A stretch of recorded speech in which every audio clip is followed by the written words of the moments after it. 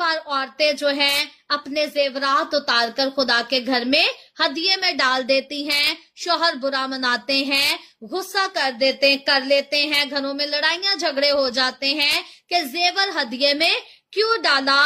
मैं एक बात औरतों से कहना चाहूंगी कि ऐसा कोई भी काम करना है, खुदावंद का कलाम हर औरत को सिखाता है कि वो अपने शौहर के ताबे रहे।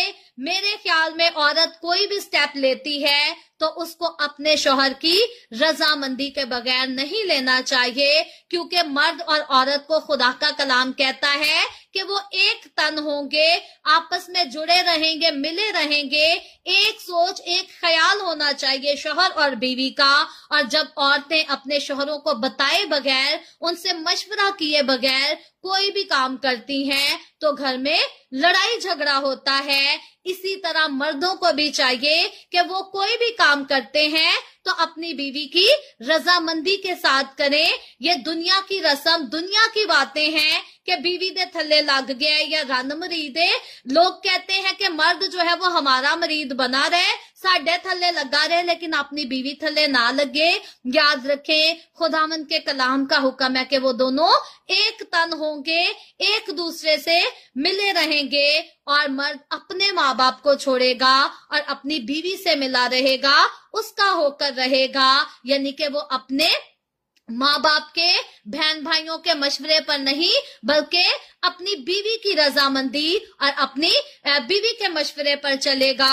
सो औरत हो या मर्द हो, दोनों को एक दूसरे से डिस्कशन किए बगैर, एक दूसरे की रजामंदी लिए बगैर कोई स्टेप नहीं उठाना चाहिए। फिर खुदा के काम के लिए भी क्यों ना हो, तो एक दूसरे की रजामंदी बहुत जरूरी है, क्योंकि खुदा का काम तब कोई मायने नहीं रखता अगर अपने घर में लड़ाई बनी रहे। जरूर है कि घर में भी सुलह हो, प्यार हो, मोहब्बत हो, खुदा की सिताइश होती हो, और फिर बाहर भी खुदा का काम हो, तो इससे खुदा खुश होता और लोग जो है नजात पाते हैं।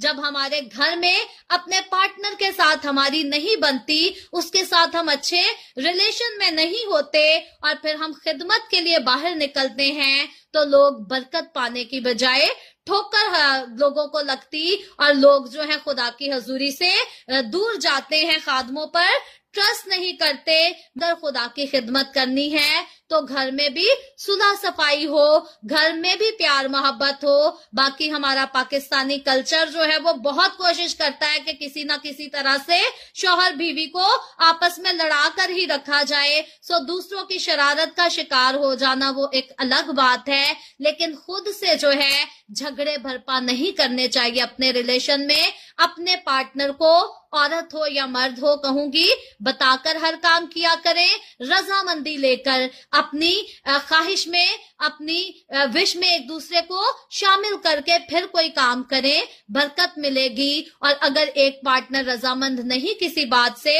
तो समझ ले खुदा ही की मर्जी नहीं, और उस काम से पीछे हट जाएं और अपने घर को खराब ना करें, अपने रिलेशन को खराब ना करें। वो रिश्तेदार, वो बहन भाई जो मशवरा देते हैं कि अपनी बीवी से छुप छुपा के ये काम कर लें, याद रखें शैतान के काम करते हैं, क्योंकि शैतान जो है हमेशा घरों को तोड़ना चाहता और शौहर बीवी को आपस में लड़ाते रहना चाहता है। लेकिन कभी ऐसे लोगों के हाथों में ना आए, फिर उनका कोई भी रिश्ता क्यों नहीं है आपके साथ, अपने पार्टनर के साथ बनाकर रखें, अपने पार्टनर से प्यार करें, उसकी इज्जत करें, और उसकी रजामंदी के बगैर कोई काम ना करे। सो बात हो रही थी उन औरतों के बारे में जो अपने शौहरों की रजामंदी के बगैर ज्वेलरी अपनी हदिये में दे देती और बाद में घरों में लड़ाई होती है। जरूर है कि हदिया दें, खुशी से दें खुदा के घर में, लेकिन अपने पार्टनर की